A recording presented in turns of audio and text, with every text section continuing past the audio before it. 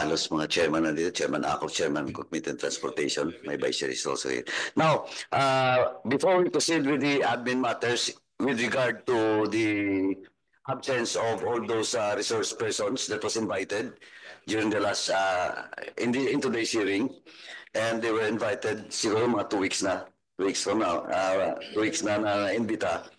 And of course, with for the period of interpellation, let me just discuss about unimportant matters now with regard to the. Mr. Chair, Yes. have they submitted excuse letter? Yeah, we will discuss it after the Okay, after this matter that I will discuss Okay, now thank you, for the Mr. Chairman. approval of this honorable committee. Now, we now move on to other matters. No, then we will suspend. Then we will go back to the main agenda and to the hearing with regards to Mataas na Kahoy investigation. Now, this is in regard to inquiry in aid of legislation into the House Resolution number 145 and 146, which pertain to knowledge of violations of election laws and the illegal use of public funds in the province of Cagayan during the May 2022 elections. These resolutions were authored by Congressman Jojo Lara. A total of 12 hearings were conducted from May 2023 to 2023 to November 18, 2024. We had planned to conclude this inquiry during the previous hearing. However, the delayed submission of the COA fraud audit report necessitated a postponement. The COA has since complied and submitted the report to my office on December 16, 2024. Therefore, on the part of the Committee on Public Accounts, we are now officially terminating this inquiry to proceed with the approval of the committee report. Let me emphasize, however, that this is a joint inquiry with the Committee on Suffrage and Electoral Reforms, such as, in accordance with our rules, the other committee must also formally terminate the inquiry and approve the report before we can transmit it to the plenary for adoption. Having said that, is there a motion to terminate inquiry into the alleged violation of election laws and illegal use of public funds in the province of Cagayan during the May 2022 election? Termination. Mr. Chair, I respectfully move for the termination of the inquiry in aid of legislation pertaining to House Resolution number 145 and 146, Mr. Chair. Second. There's a motion to terminate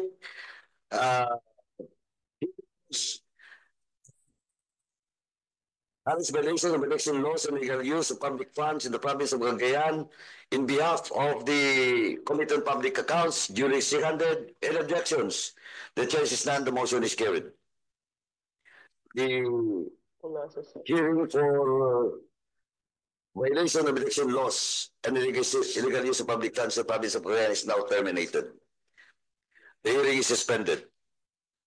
Paano yun? Wala yung taga-suffrage. Hindi. Magkano na sila? Mamaya sila na. The hearing resumed. Vice Chair Luis Roque. Mr. Chair, having reviewed the draft committee report and finding the same germane to the issues addressed during the hearing, I respectfully move for the approval of the committee report on the part of the Committee on Public Accounts, subject to revisions for style. So move, Mr. Chair. There's a motion to approve the committee report on the part of the Committee on Public Accounts, duly seconded. There being no objection, the motion is carried. The committee report is hereby approved on the part of the Committee on Public Accounts, subject to improvements in its form and review for the grammatical and syntactical accuracy, while ensuring that its substantive content remains unchanged. The Secretariat is directed to transmit the committee report to the Committee on Suffrage and Electoral Reforms for their approval. Hearing is suspended. Mr. Chair. Why not? Resume. Now we proceed with regard to the admin matters on the absence of some resource persons.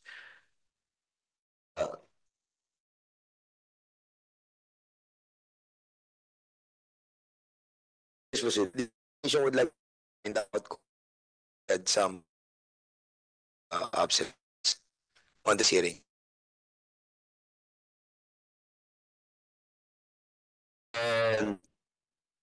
office of the mayor. And what's the reason, Mr. Chair?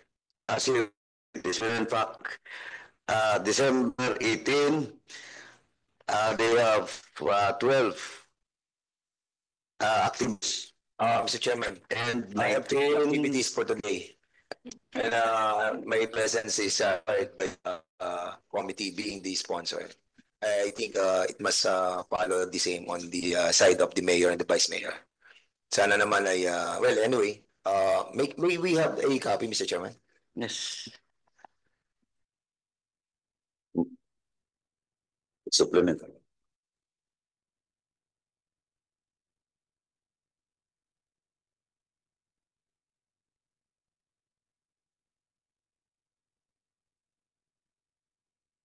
Yes, Chairman Dan? Kasi medyo, I think this is a matter that is very imperative on their part to be present on today's hearing. Because there are a lot of allegations, no? We were all signed the resolution together with the sponsors who are here today. And I think ang magiging problem natin for today's hearing, since wala po sila, hindi po natin sila matatanong. And ang problem din po natin, Mr. Chairman, ay we have rules governing sa citing those people who are not attending in contempt. Meron tayong process na sinusunod. And I really wanted to move sana, pero pwede po ba natin amend ang ating rules, Mr. Chairman? But of course, I don't know what to say about these excuses, no? Kasi lahat naman po tayo dito are all public servants, and we are all going to attend different commitments, especially that we are all nasa malapit na po tayo sa kampanyahan, and that's the reason why lahat naman po tayo ay busy. But of course, this matter is so important, not only to them, but to us as well. Mukhang hindi po tayo sinisupport ng ating pong mga naimbitahang resource person. So I will leave it to the committee to decide on this, Mr. Chairman. Mr. Chairman? Yes, before I recognize Chairman Akop, let me acknowledge the presence of our esteemed colleagues, a member of the Young Guns in the House of Representatives, Representative Zia Jong. Thank you for coming, boss. Thank you. Please proceed, Chairman Akop. Mr. Chairman, pag palagi niyong sinasabi niyo yung young guns, kami ni Chairman Momo, old guns na ang tingin namin sa sarili namin. Mr. Chair. Mr. Chair, did we send invitation individually to the persons to be present here today? For example, did we for the councilors, did we individually invite them? Consec. We sent individualized invitation letters to the members of the Sangguniang Bayan, Mr. Chair. But for the financial team of the LGU, we coursed the invitation through the office of the mayor. Yes, but was it addressed individually to the, for example, to the head of the BPLO, General Services Office? No, Mr. Chair. So in toto sila? Yes, Mr. Chair. With regard to the officials of the LG of Mataas na Kahoy, but as the members of the Sangguniang Bayan, we sent individual letters of invitation, Mr. Chair.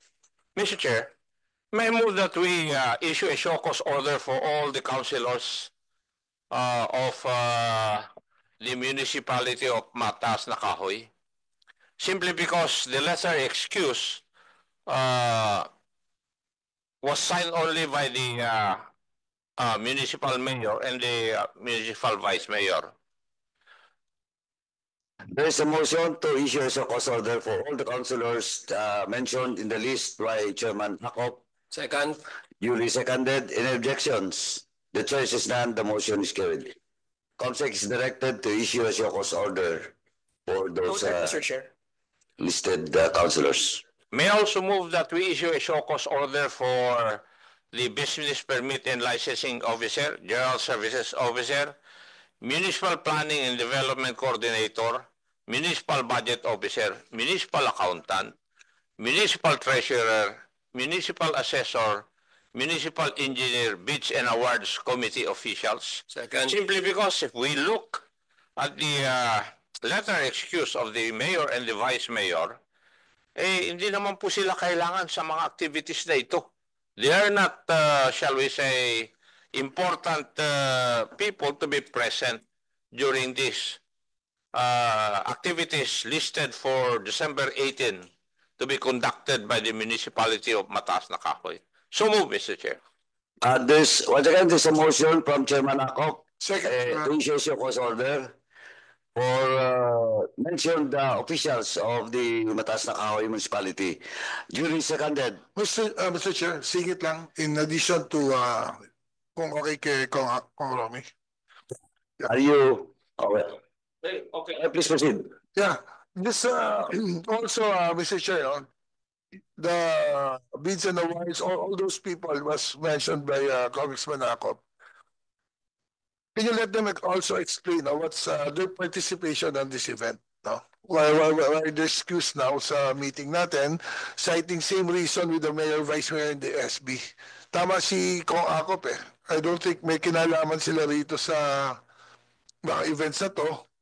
So, I fully agree with Congressman Akop, Mr. Chair. Thank you. Thank you for the manifestation, Kong Jojo. Please, Comsec, please take note of the manifestation of Kong Jojo and to be included in the show cause order for all those mentioned names, and officials of the Mataas na Kahoy. There is duly seconded. Are there any objections? It says the motion is carried. Mr. Chair, Chairman Akop, please proceed. may I move that we also issue a show cause order for Vice Mayor J. Manalo Ilagan, Vice Mayor of Mataas na Kahoy Municipality, simply because ito naman mga activities na ito pwede na yung mayor dapat ang nandun. At saka yung Vice Mayor ang mag-represent sa municipality of Mataas na Kahoy. So, bakit? Porque ba't mag-asawa sila at tatakbo siguro? Hindi naman pwedeng excuse yun. Kaya, Mr. Chair, dapat, isa sa kanila dapat ang mag-explain. Bakit yung mayor, hindi niya sinabihan yung kanyang vice mayor, ikaw na lang mag-attend for the municipality. Kasi, isa lang naman sa kanila pwede siguro ang present in all the activities listed in their excuse letter, 12 activities. Kailangan lang naman siguro dun yung mayor So move, Mr. Chair. Second. There's a motion to issue a show cause order for the Vice Mayor of Mataas na Kahoy Municipality, duly seconded. Yeah, Mr. Chair. Any objection? Yeah, second. The chair is not, the motion is carried. Yes. In addition to Congressman Akop, Mr. Chair, no? I think talaga sinadya nilang hindi matanda the whole, no? They can also the administrator as a representative of the LGU, pwedeng pumunta rito So I don't think there's a reason na kahit isa. Is there any representative here from the LGU of Mataas na Kahoy? Wala So talagang I think sinadya talaga to, no, to not attend. But anyway, no, sabi ko nga kay Congressman Dan kanina, may rason naman sila if ever, no? Dahil nag-invite tayo ng December 9 and 16 na postpone. So pwedeng naka-ready talaga itong mga program na to, no? Kung sakaling totoo yung sinasabi nila. But still, no, the administrator can still come. Walang kinalaman sa activity ng administrator dito. Or maybe the mga assistant municipal head sila, no, in lieu of these people. So kahit na security guard naman lang sa padala din, at least may representation Kasi Mr. Chair, no, ito accusation sa kanila, talagang yung vice mayor, mag-asawa, no, mayor and vice mayor, magkakaroon talaga ng connivance So we just want to make sure na they're doing really na transparent, no? So I think the ALG is also here. Siguro matulungan nyo kami. Kasi talagang kitang-kita mo kahit isa wala nagpunta pambabasto sa committee kahit representative lang nila. So meaning talagang may tinatago sila dahil ayaw nila umattend dito. No? So yun lang, Mr. Chair. Thank you for the manifestation, Kong Jojo. Mr. Chairman. Yes, is it in line with the admin matters? No, yes, yeah. Mr. Please Chairman, proceed. I'm not a member of this committee, therefore I cannot put a motion. Can I suggest, Mr. Chairman, that the chairman of the technical working group of the Bids and Awards Committee also be invited? Every Bids and Awards Committee, there is a chairman technical working group. I think they are very important also in the investigation, Mr. Chairman. Comsec, please take note of the manifestation suggestion of Kong for the technical working group officials to be invited in the next hearing. Noted, Mr. Chair. Yeah, any more? Mr. Chair, question lang. Mayor, yung mayor ngayon, no? The husband is the vice mayor. Kailan natapos yung term, do we know, yung lalaki? Ba't siya lumipat ng vice mayor? Do you have any information on that one? Very significant kasi yan, Mayor, Mr. Chair, no? IDLG, can you get the record on that now? And we will discuss it in the later part of this hearing. Yeah, we just want to know talaga. Jojo, we put hold on that and we will just discuss it in the later part of this hearing during your time now. For the period of interpellation. Now, before we proceed with the period of interpellation, let me just manifest, no? Alam po natin na this is being recorded and sa Facebook Live tayo ng Congress. And alam ko rin po that the officials mentioned and was invited into today's hearing. Alam ko po, you're monitoring. Alam ko pa rin po, yung purpose why you're not present in today's hearing. You just want to monitor and study whatever will be your defense in the next hearing. But let me just stress and warn you. This is a stern warning to you. Huwag tayong maglukuhan dito. Kasi po, tama po yung mga members na the manifestation, the motion of Chairman Akop is so correct. Kasi lahat po kayo wala dito. And this statement of the chairman is addressed to the mayor and the vice mayor, to the couple. This is a stern warning to you. Please do not do it the next time. Next hearing, pag wala kayo dito, you will face the consequences based on our rules. Hindi po pwede yung ganito. Tama si Kong Jojo. You should have sent somebody to represent you. Hindi pwede wala kayo papadala dito. You just want to monitor today's hearing, then you will prepare your defense. O let us see. Because the truth and the data, hindi pwede po magkamali.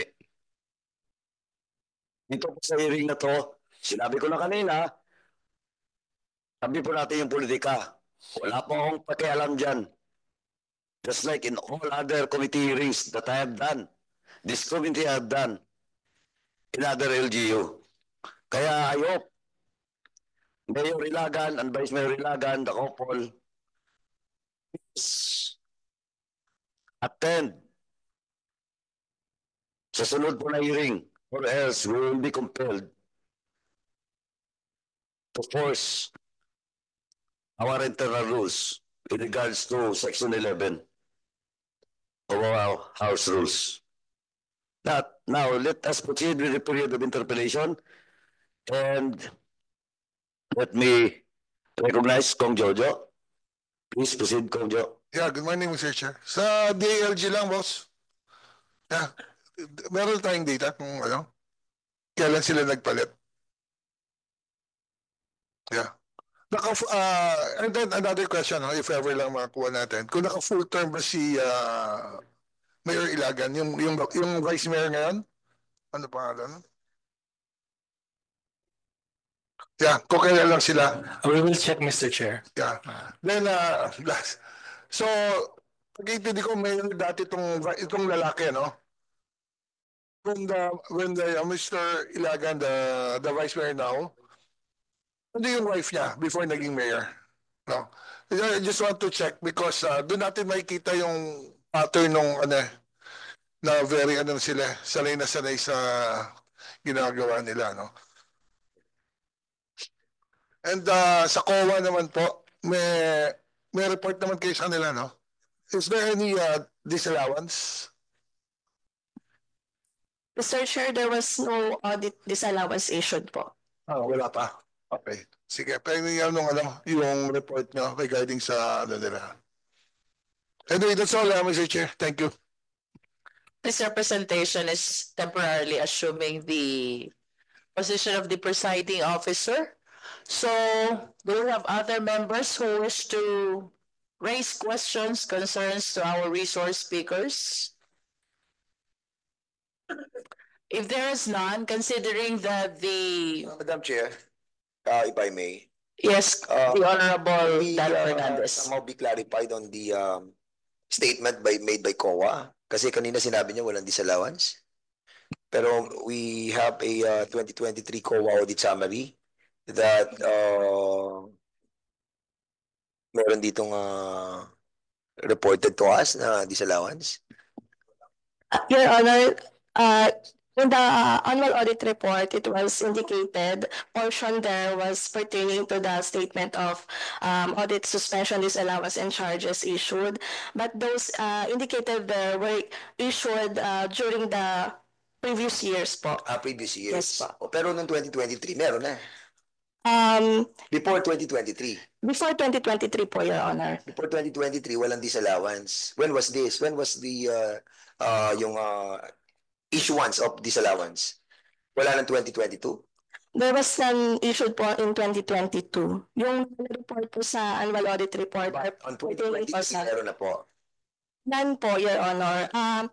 The reflected audit suspension, charges, and disallowance po dyan, Your Honor, pertaining most accumulated balance po as of December 31, 2023.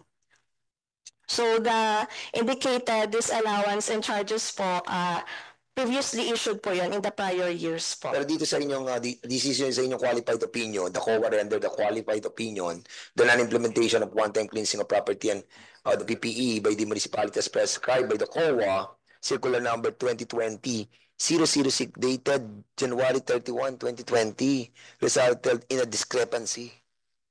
Meron eh.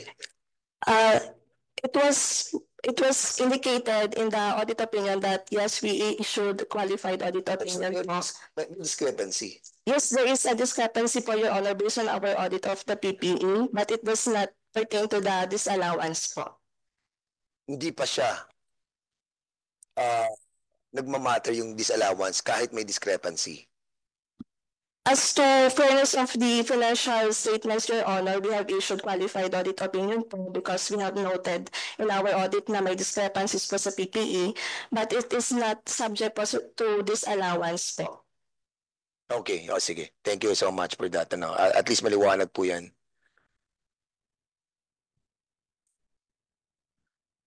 Okay, thank you so much, Madam Chair. Madam Chair, just to follow up on that, Madam Chair, how do you move on with your processes of counting all those items na medyo may questionable kayo? Would you proceed, for example, to a more rigid and more extensive auditing processes? Your Honor, so the audit po will start po based on the general audit instructions po given to us. This particular issue. Yes, as to the PPE discrepancies po, Your Honor. If based on our judgment po, there is a needed further audit procedures po, we may conduct further audit procedures po. Special audit. How is that different from special audit, for example? So for example po, the regular audit team, sila po yung nagko-conduct ng regular audit. So yung output po nila is the annual audit report po. And the special audit team naman po, it is a much more rigid audit po. For example, kung if ever meron pong mga kailangang fraud audit po na i-conduct. Okay, on the particular matter at hand, Madam Chair, I'd just like to ask COA, would that constitute, for example, the COA deciding on proceeding to a more rigid and extensive auditing processes? This subject at hand, Madam Chair, I'd like to ask, because I'm curious on how can we, for example, require COA, to provide So we are recognizing the co-supervising auditor. Good provide us morning. with the documents, updated documents, so that we can also be more appreciative with the case that is now being tackled here in the committee. For our regular audit, sir, for our regular audit, sir, we are bounded by scope of limitations in the audit. Okay. That is for our regular audit. However, if we will be talking about this special audit, this audit is usually created by a special audit team designated from the office of the chairman, and usually this arises from a complaint if there are some allegations of fraud submitted by anybody, by the audit team leader or by the audit team to the regional office, and then this will be assessed by the regional office, and then if there is a need for a recommendation for the conduct of fraud, then this is forwarded to the central office. Okay, so in this particular case, In this particular case, the audit of the property, plant, and equipment is considered part of the regular audit. And this is usually included among the audit focus provided by the local government sector in our case, and by our regional director. So this form part of the regular audit only. asking if COA would probably contemplate on conducting a special audit in this particular case. So in this particular Does that merit COA to conduct a special audit? the audit of this particular, yes, sir. This is covered by financial audit, sir, but not by the special audit. Yeah nga. Yeah. So would If this merit, would this warrant? Okay. If there would be something like that would have predication of fraud, like for example, I'm not asking the requirements of the Okay. processes. I'm asking about this particular case. Would this constitute or warrant a special audit? it warrants if there would be complaints regarding the composition of, if somebody would complain about allegations regarding inconsistencies maybe in the property, plant, and equipment, then a special audit can be conducted. So as we have Just to cut you off, so the way you appreciate this particular case, all of those things that you've mentioned are not present in this. yes, Hindi po present. yes, hindi po siya. Yun lang po. Thank you, Madam Chair. Mr. Chair, in relation to the issue raised by the Honorable Adjong, Mr. Chair, may we recognize? Proceed, Chairman ako. Sinabi po niyo kanina, COA, na kailangan merong kaso regarding your audit findings para po magkaroon ng special or fraud audit. Tama po ba yung pagkaintindi ko? Ang special audit po kasi is Sagot lang muna yung aking katanungan. Tama po ba yung pagkarinig ko doon sa sagot nyo kanina kay Honorable Adjong na kailangan may complaint para mag-conduct ng special audit or fraud audit? yes, sir. Yes. Are you aware of an existing complaint against the mayor and the vice mayor filed with the ombudsman? Mhm. Ako, please answer the query, Chairman ako. We are not aware of that, sir. We have in our records a complaint affidavit filed by a certain by a group, People's Coalition Against Crime and Corruption Group, represented by a person known as Mr. Antonio A. Alabata versus Honorable Janet Ilagan, the municipal mayor of Batangas. Are you aware of this?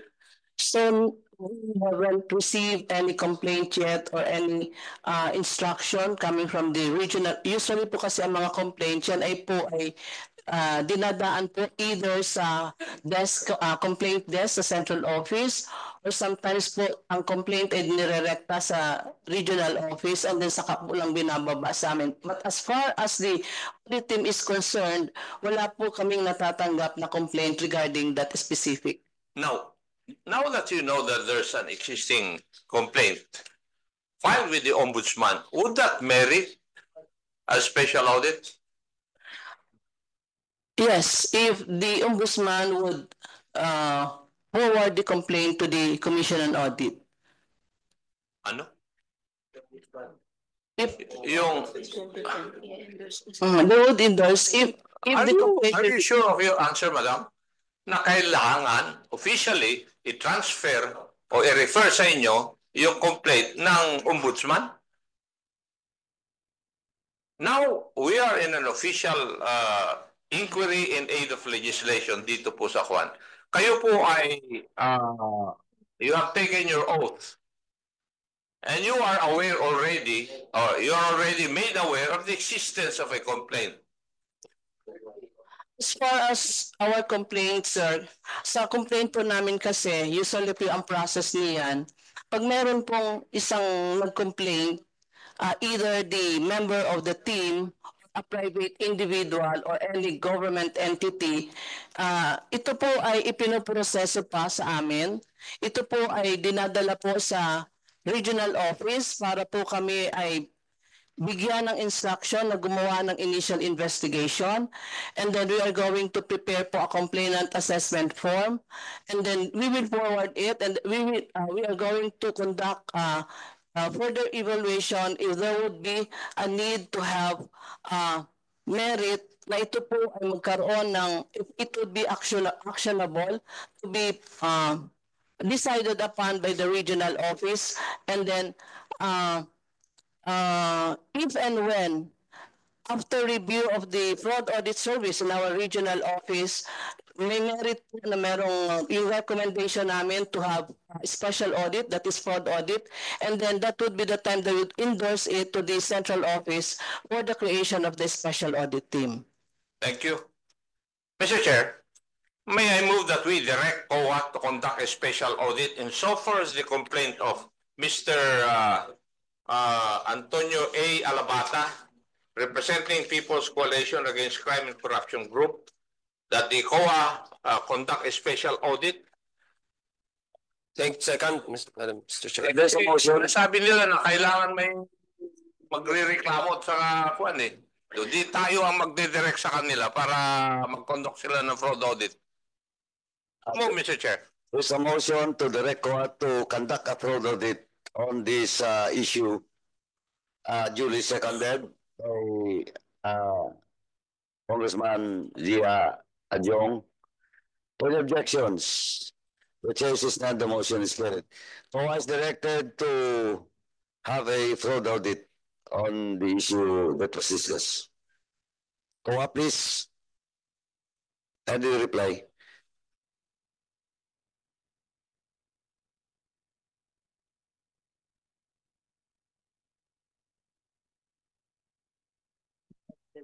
COA, you're directed. And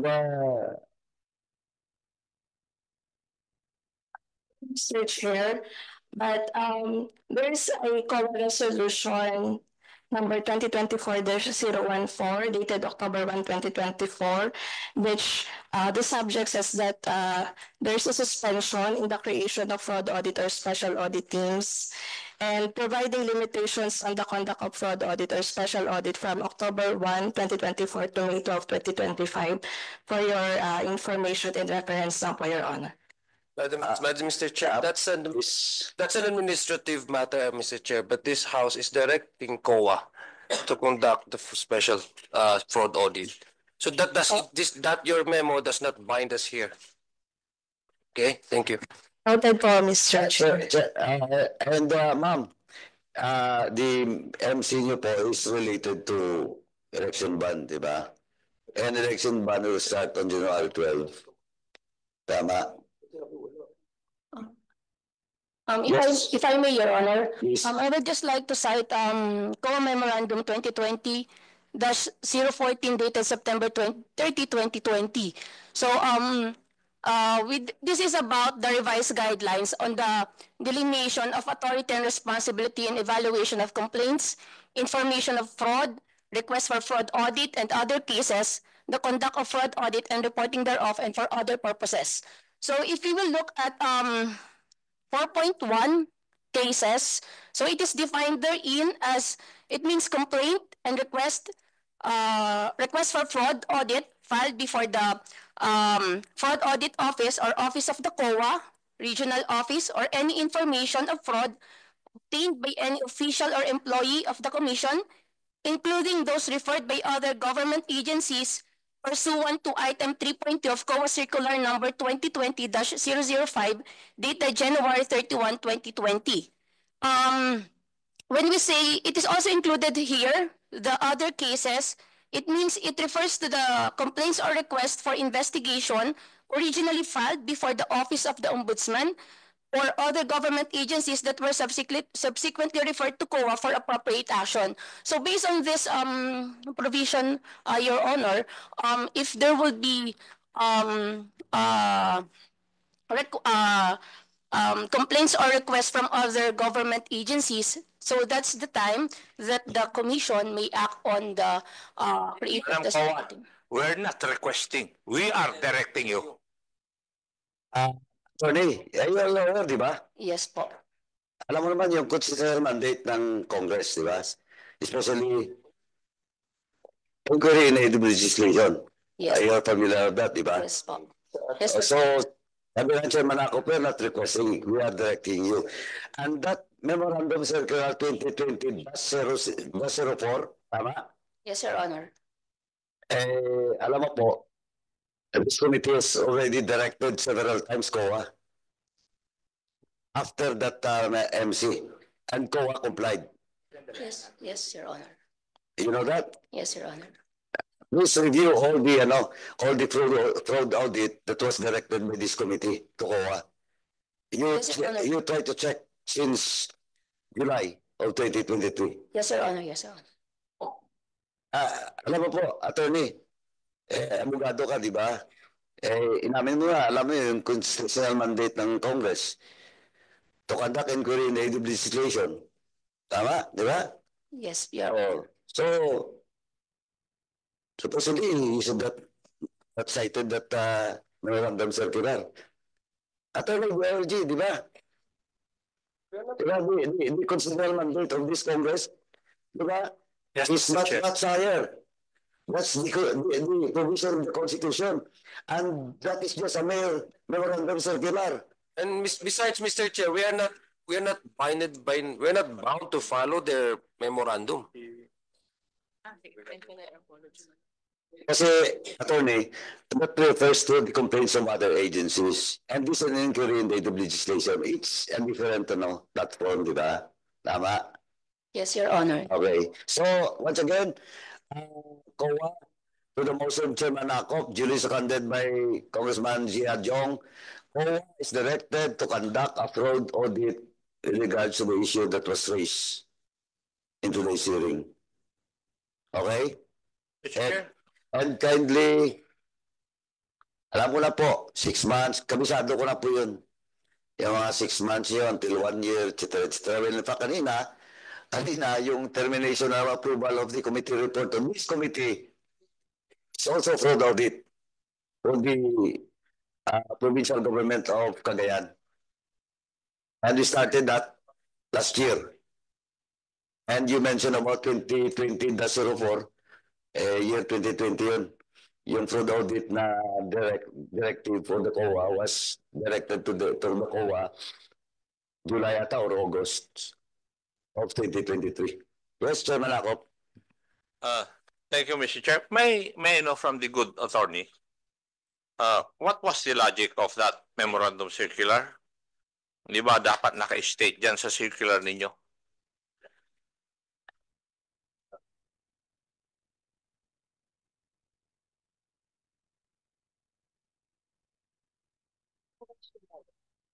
What's the rationale behind that?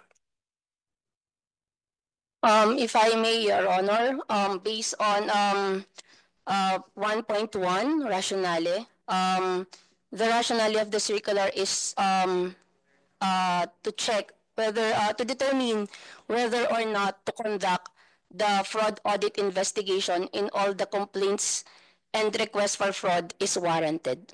Thank you, Your Honor.